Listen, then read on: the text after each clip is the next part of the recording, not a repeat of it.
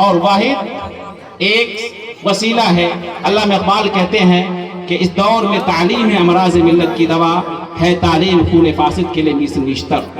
تعلیم سے اخواتی اقوام، تعلیم سے آتی اقوام میں بیداری ہے، علم کے پنجہ میں شمشیر جہانداری۔ علم ہے تو دنیا آپ کی مٹھی میں ہے، علم نہیں ہے تو آپ کنگال رہیں گے، آپ مفلس الحال رہیں گے، آپ پریشان حال رہیں گے اور در در کے ٹھوکریں کھائیں گے۔ آپ محنت کر کے پیسہ زیادہ نہیں کما سکتے ہیں، آپ بغیر پڑھے لکھے آپ بہت زیادہ خوشحالی نہیں حاصل کر سکتے، ترقی حاصل نہیں کر سکتے ہیں۔ بہرحال یہ چونکہ ایک تعلیمی مرکز ہے، یہاں علم پروسا جا رہا ہے، یہاں تعلیم کی زینت سے بچوں کو بھی مزین کیا جا رہا ہے۔ لہٰذا تمام جو گارجین حضرات بیٹھے ہیں، جو قابل قدر مائیں ہیں، بہنیں ہیں اور والد حضرات ہیں، انہیں سب سے پہلے تعلیم کی اہمیت اور اس کی ضرورت کا احساس کرنا ہوگا۔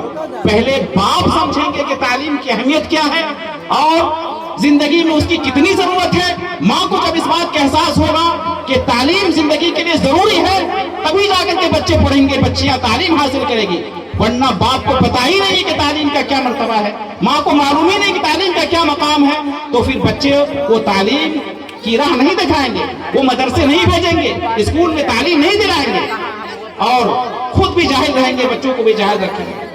اس لیے دنیا کی تاریخ کو پڑھیے، اقوام عالم کی تاریخ کو پڑھیے اور دیکھیے ہمارے آس پڑوس کی جو بستیاں ہیں، چاہے مسلم بستیاں ہو یا غیر مسلم کی بستیاں ہو۔ مسلم بستیوں کی بات کریں تو آپ جائیں پرسونی سے لے کے بستی تک پورا علاقہ ہے، مسلم اکثریتی علاقہ ہے، وہاں دیکھیں، یا غیر مسلم آپ جریل، پرسونا یا بڑھا دیکھیں، تعلیم ہی کی وجہ سے تمام طرح کی خوشیاں ان کی بستیوں موجود ہیں۔ لیکن آج اگر ہم اپنی قوم کی بات کریں، ان بستیوں کی بات کریں تو جہالت کی وجہ سے، عدم تعلیم کی وجہ سے اور نہیں پڑھنے کی وجہ سے کیا ہے، غربت ہے، پریشانی ہے، کوئی روزگار نہیں ہے، کوئی نوکری نہیں ہے، کوئی تجارت نہیں ہے۔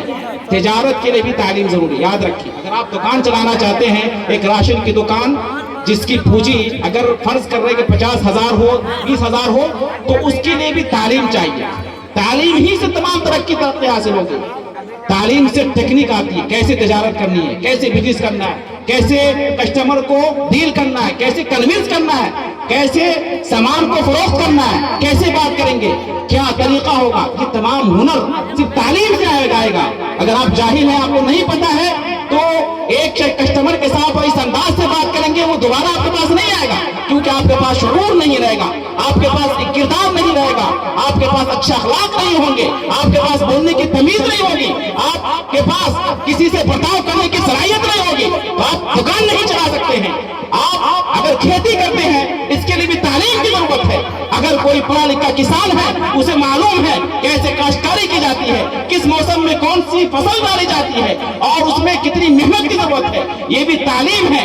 آپ کو معلوم کر کے حیرانی ہوگی اور یہ جان کر کے تعجب ہوگا کہ کھیتی باڑی اور اناج غلہ فصل تمام کی بہار کے اندر سینٹرل یونیورسٹی ہے، اوشا سینٹرل یونیورسٹی سمستی پور کے اندر بہار میں مرکزی یونیورسٹی ہے۔ وہاں صرف یہی بتایا جاتا ہے کھیت کو کتنا جوتیں گے، کون سی بیج ڈالیں گے، کتنی فصل ڈالیں گے، کس طرح سے کھیت کو تیار کریں گے اور کون سا غلہ کیسے ہوگا، یہی علم سکھایا جاتا ہے میرے بھائیوں۔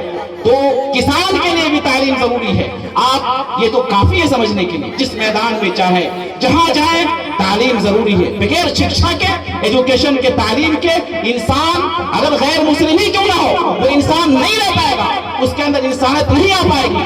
اسی لیے آپ مدرسۃ الامین سلفیہ میں بیٹھے ہیں اور اس سے قبل برادر مکرم عبدالخبیر دلکش نے اپنے ادارے کی پوری رویداد سنائی ہے اور بتایا ہے کہ اس سال دیگر سالوں کے مقابلوں میں کافی اچھی تعلیم ہوئی ہے۔ بلا شبہ ہم تمام لوگوں کو اس پر شکریہ ادا کرنا چاہیے اور ہمیں اس کا احساس کرتے ہوئے ان کے کار خیر میں ہاتھ بٹانا چاہیے. اگر ہم پیسے نہیں دے سکتے ہیں, اگر ہم کوئی مالی امداد نہیں کر سکتے ہیں, تو کم سے کم آپ نے پروگرام میں شرکت کی, پروگرام میں آگئے, یہ بھی آپ کا تعاون ہے, یہ بھی آپ کا یوگدان ہے, کنٹریبیوشن ہے, یہ بھی کافی ہے. آپ نے ان کی حوصلہ افزائی کر دی, یہ بھی بڑی بات ہے. آپ ان کے خلاف کچھ کرتے نہیں ہیں, کہیں لوگ گمراہ نہیں کرتے, یہ بھی آپ کا تعاون ہے.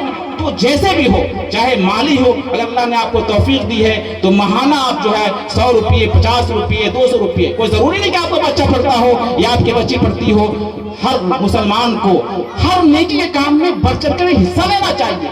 سورہ مائدہ کی آیت ہے وَتَعَاوَنُوا عَلَى الْبِرِّ وَالتَّقْوَىٰ وَلَا تَعَاوَنُوا عَلَى الْإِثْمِ وَالْعُدْوَانِ. کہ اے ایمان والوں, اے مسلمانوں, تقویٰ کے کام میں, نیکی کے کام میں, تعلیم کے کام میں اور جو بھی اچھا کام ہو ان میں ایک دوسرے کا تعاون کرو, ایک دوسرے کی مدد کرو.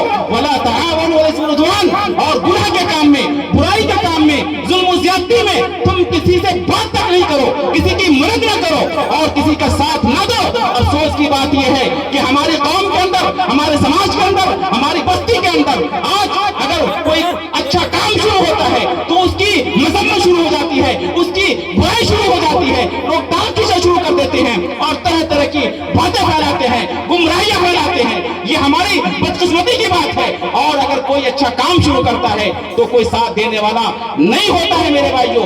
اور اگر کوئی برا کام ہو, اگر کوئی ناچ کی محفل سجانی ہو, کوئی مشاعرہ کرنا ہو یا ڈی جے اور ڈانس کی محفل سجانی ہو, دیکھیے لوگوں کی بھیڑ لگ جاتی ہے.